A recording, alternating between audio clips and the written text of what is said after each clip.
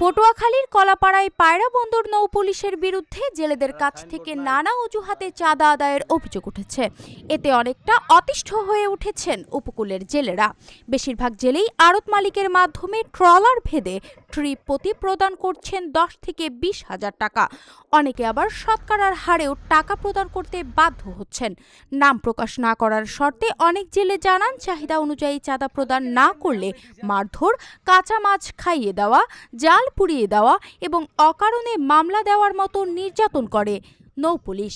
তবে চাঁদা আদায়ের বিষয়টি পুরোপুরি অস্বীকার করেছে পায়রা বন্দরের নৌ পুলিশ ফাঁড়ির ইনচার্জ নয়ন কারকুন। টাকা না দিই তাহলে ধরিয়া জালে আগুন দিয়ে দেয়, নয়তো পুরাই দেয়, নয়তো জেল দিয়ে দেয়। তো আমরা মনে করি প্রত্যেকটা বোট প্রতি মনে করেন আমাদের 10,000 টাকা করে দিতে হয়েছে। এটা আমরা গদির মাধ্যমে দিই টাকা, বোট প্রতি 20,000 টাকা। আরতদারের কাছে দিয়ে আরতদারে ম্যানেজ করে প্রশাসন।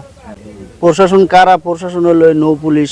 মাছ নিয়ে ঘাটের উদ্দেশ্যে আসি, অনেক পোতে অনেক বোট, ছোট বোট আছে, তারপরে স্প্রিং বোট আছে। এরা এই নিয়ে আমার ঘরে ধাওয়া করে কয় এই যে প্রশাসন, নৌ পুলিশ, বেশিরভাগই নৌ পুলিশগুলা।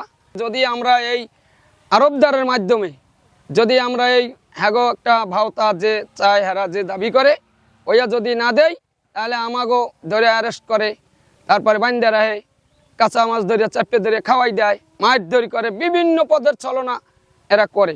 কুলি আইলে যেমন এই আপনার নৌ পুলিশ আছে, বাইলে চলির এরা আবার মনে করেন গাড়াইলে হেরাও জ্বালায়। এনে আছি আমরা বিভিন্ন ঝামেলায় গাঙে, মানে ভালোভাবে শান্তিতে জাল পাওয়া বড় মুশকিল হয়ে যায়। আমার এটা আবার ওই গদির মাধ্যমে দেওয়া হয়, এইভাবে আমরা সারা হয় 5% এইভাবে দেওয়া হয় এরকমেরই।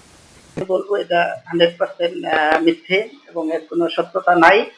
আর যদি কেউ এই ধরনের থাকে যোগাযোগ করতে বলবেন, কথা বলতে বলবেন, আমরা সবসময় আছি, আমরা সবার সহযোগিতার জন্য আছি। এবং এখানে জেলে সম্প্রদায় বা এই যে আরতদার বা মৎস্য আহরণে যারা নিয়োজিত আছে তাদের সার্বিক নিরাপত্তার জন্য আমরা সর্বোচ্চ চেষ্টা করে থাকি সবসময়।